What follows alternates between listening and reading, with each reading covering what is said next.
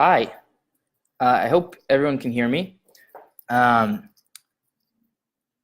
I am making this broadcast for a couple of reasons. Number one is because this week the popular press covered the release of a new book, a posthumous book by Dr. Stephen Hawking.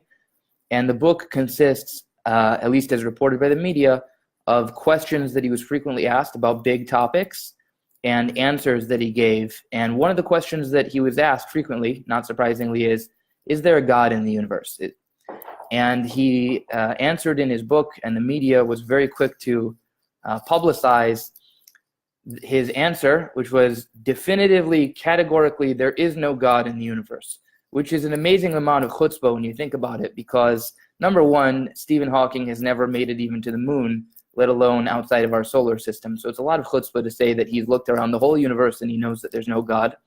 Number two, there's this concept in physics called dark matter and dark energy. I encourage everyone to go look it up on Wikipedia. Dark matter and dark energy sound very fancy, sound very scientific, or almost even Star Wars-y. But the truth is, when you look past the veneer and the facade, these concepts, dark matter and dark energy, are basically admissions from modern scientists, from physicists in particular, that we don't know how stuff works. And so we're going to make up a concept that will explain why it is that our other models don't adequately explain what we're seeing.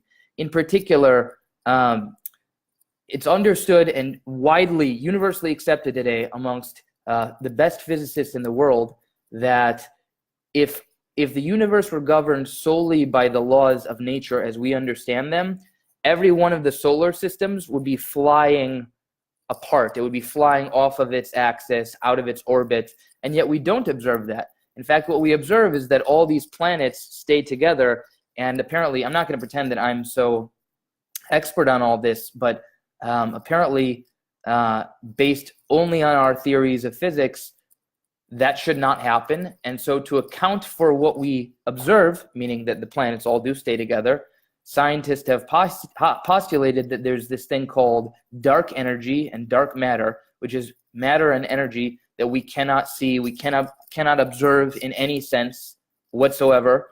And they've come up with these concepts to sort of balance the equation. In other words, it doesn't make sense without it, so we'll say that it exists so that we can balance our formulas. And it's estimated, this is really interesting, that the total amount of stuff in all of creation, when you look at both matter and energy, which according to the theory of relativity are interchangeable, when you look at the matter and energy combined, the total amount of stuff in the universe, of that, 86% is estimated to be either dark matter or dark energy. 86%.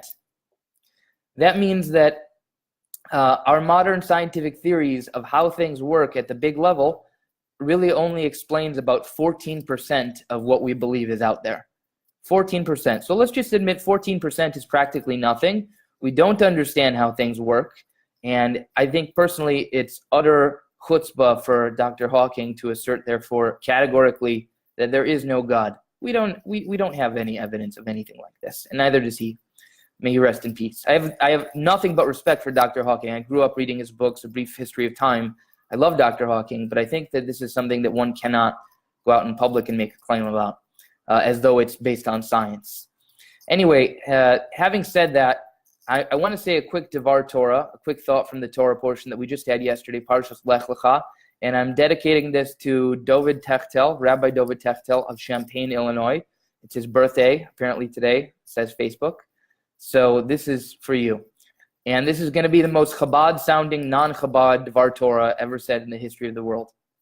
So basically, and it's apropos, by the way, because Dr. Hawking this week publicizing, or it being publicized in his name, that there is no God. It happens to be that we're reading right now in our annual cycle of Torah reading the parsha called Lech Lecha, which is really the beginning of the career of Avraham. And his career was about going out into the world and making people aware that there is, in fact, a God. There is an ultimate cause and an ultimate why. And so it's appropriate that this Torah portion is now and that this news is now And so that's what we're going to be speaking about. In the Torah portion, there's a very famous story about Avraham going to save his nephew Lot. His nephew's name was Lot, and Lot lived in a place called Sodom. And Sodom was infamous for being a terrible place. And Lot chose to live there because, frankly, Lot was a terrible kind of guy. So he's right at home. And he eventually got taken captive. He got caught up in a civil war, more or less. And Avraham, his uncle, went to rescue him, to save him. And there's an interesting question about this. And that question is based in a verse in the Torah. Where's the verse? The verse says, in Hebrew, it says, V'yikhu es Lot v'es rechusho ben achi Avram v'yochu v'hu yoshev b'sdoim. Or in English, it says, and they took Lot and his possessions, the son of Avram's brother, and they departed, and he was living in Sodom. So Rashi asks, what are we supposed to understand from v'hu yoshev b'sdom, that he was living in Sodom? And he says that it's the fact that he was living in Sodom that brought upon him this calamity of being taken captive in a civil war. In other words, had he not chose to dwell in Sodom, this would not have happened to him. So the question you really have to ask is, Avraham makes a decision to go in and rescue his nephew. Why does Avraham make such a decision? It's very easy to read these stories and sort of gloss over and not appreciate that was a real decision that had to be made. It's not so obvious that the right thing for him to do is to go rescue his nephew. And in fact, there are many arguments you can make that it was not the right thing to do. For example, there is Jewish law about when one has to rescue rescue someone who has been taken captive. For example, if pirates, God forbid, kidnap someone's wife, a husband has an obligation to ransom his wife. I'm not sure how ransoming and rescuing play together, but for sure, a husband has an obligation to ransom his wife if she's taken captive. Well, there is no such obligation in the case of an uncle and a nephew. An uncle has no obligation to ransom or redeem his nephew. So we can't explain Avraham's decision as saying that there's a halachic obligation to have done so. That's not the case. And the question is a little bit better because what we just said, we could have said in the case of any two individuals, any uncle and any nephew. But this is not any uncle and any nephew. This is Avraham, who was the leader of his generation. He was the head monotheist in his entire generation. And injecting himself into this civil war really put his life into jeopardy. And if his life was jeopardized, that could have been disastrous for this new movement that he started, which was very nascent in his generation. This movement of spreading and publicizing the reality of God in the world. So how could Avraham have jeopardized his mission in such a way to rescue his nephew? How could he justify that? And again, it's even better because it's not any nephew. It's not just any person. It's Lot, who is renowned. If you look throughout the Chumash, he's renowned for being not so good of a guy. So how could Avraham have justified jeopardizing his mission for such a bad person? That's the question. And there's another question on the same verse in the Torah, which is, it tells us they took Lot and his possessions, and they departed, okay? So the question is, why does the Torah have to tell us that they took his possessions?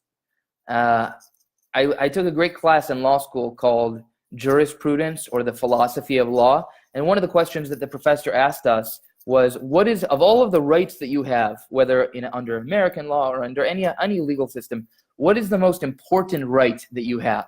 What's chief among all of them? And the answer that he ultimately gave us was that the most important right is the right to be free from physical interference by other people, the right to vote. None of these rights actually matter if your physical person is subject to unwanted interference by another party. If you're being detained, kidnapped, whatever, harmed physically, none of these other rights are really operable under that circumstance. And for that reason, the right to be free from physical interference to your own person is the most important of all of the rights that a person can have. So with that perspective in mind, given that the Torah has already told us that they took Lot captive, they took his physical person, why does it matter that they also took his possessions? That's the second question. What kind of possessions are we talking about here? In any case, are we talking about his CD collection? Are we talking about his dress socks? What possessions would matter so much that the Torah has to tell us they took him and they took his stuff? Why would that matter? And then the third question, and this is really a doozy of a question, is that the wording of the verse actually makes no sense. And this is, it's easy to read the verse and not pick up on this, but if you read it closely, you'll realize it makes no sense whatsoever on the simple level. I'm going to say it first in Hebrew, and then I'll say it in English. It says, "V'yikchu es Lot v'es rechusho ben achi Avram v'yelchu." Or in English, and they took Lot and his possessions, the son of Avram's brother, and they departed. Now, what it should have said to read naturally is "V'yikchu es Lot ben achi Avram v'es rechusho v'yelchu." Or in English, they took Lot, the son of Avram's brother, and his possessions, and they departed. But it doesn't say that. It doesn't say they took Lot, the son of Avram's brother, and his possessions, and they departed. Instead, it says, and they took Lot and his possessions, the son of Avram's brother, and they departed. In other words, the clause, the son of Avram's brother, really should have come immediately after the word Lot, because Lot was the son of Avram's brother. The possessions are not the son of Avram's brother, right? The possessions they belong to Lot, but the possessions themselves are not the son of Avram's brother, or are they? That's the question. Why does the verse order itself in a way, or why does the Torah order the verse in such a way that the phrase, the son of Avram's brother, appears to modify his possessions rather than Lot himself? It appears to go on v'es rechusho rather than on Lot himself. And the answer to all of these questions can be understood when you appreciate what was going to happen later in the genealogy of Lot. What was going to happen with his descendants? Lot had 2 daughters, and each of those 2 daughters had a son. One of those sons was called Avihu. No, I'm sorry, not Avihu. Ammon. One of them was called Ammon, and one of them was called Moav. And Moav would eventually, a very famous woman would eventually come from the people called Moav. And that woman's name was Ruth. And Ruth was a very famous convert to Judaism. And from Ruth eventually comes King David. From the lineage of Ruth is King David. And from King David will eventually come Moshiach. So at this is the future of Lot's genealogy. And at this particular time, the sparks that would eventually give rise to the Messianic dynasty were actually inside of Lot. And so now we can appreciate why it is that Abraham saw fit, despite no halachic obligation whatsoever, why it is that Abraham saw fit to inject himself into this civil war with the intention of rescuing Lot, which is, we said if Abraham himself was physically compromised, his mission would be debilitated. But the truth of the matter is his mission only existed for Moshiach. The entire purpose of Abraham's mission in the world was to spread knowledge of godliness, leading one day to a messianic future. And in fact, the Rambam says that the whole purpose of all of creation is only going to be finally expressed with the coming of Mashiach. And so not only would Abraham's mission be nullified without these sparks of Mashiach that were currently in Lot, but actually the entire purpose of all of creation would have been set aside and invalidated if those sparks were snuffed out. So that's the reason why Abraham saw fit to inject himself into this jeopardy. And now the question, we can also answer the question, why are the possessions so important? The possessions are not referring to his socks or to his Beanie Babies or CD collections. The possessions that it's talking about with Lot is these seeds of Mashiach, the sparks of Mashiach that would eventually give rise to the Davidic dynasty. That's the possessions that were so important. And finally, for the last question, why is it that the verse seems to suggest that the possessions themselves were the son of Avram's brother, rather than modifying Lot? It modifies the possessions.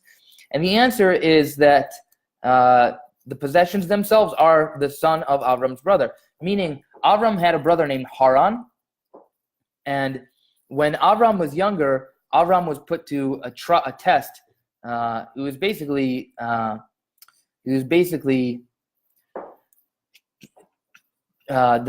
subject of an assassination plot by the king of the country he lived in at the time. The king's name was Nimrod, and Nimrod famously pushed him into a furnace of fire. And while Nimrod was in this furnace of fire, his brother Haran is standing by and watching, and he thinks, if Avram is saved, then I'm going to jump into the furnace too to be with him. And if Avram is not saved, then I'm going to keep my distance, and I'm going to make like I was on Nimrod's side the entire time. So, of course, Avram is miraculously saved, and Haran, his brother, jumped into the fire after him. And because of Haran's sort of riding the fence for a time, he did not merit to be saved by Hashem. There's different ways of reading the story. Either he didn't merit to be saved, or he was rewarded by reuniting completely with the infinity of Hashem. There's different ways of reading it, but the point is that Haran was not saved in the way that Avram was saved, and he died. And so when you think about it, Haran, this guy, Avram's brother, was actually the first person in the Torah to ever be recorded as dying al Kiddush Hashem, or in other words, to give his life, for the sanctification of Hashem's great name. This is the first time in recorded history that this ever happened. So he's kind of like the person who sort of pioneered this concept, and because of that, his seed, his descendants, merited to one day give forth to the messianic line. And so when it says Vayikchu es Lot v'es rechusho ben achi Avram, the rechusho, the possessions, are the heritage from ben achi Avram, from achi Avram. Achi Avram is Haran, the brother of Abraham, and ben achi Avram is this messianic heritage that was traveling through Haran and then Lot's bloodline. So that is the connection to Achi Avram.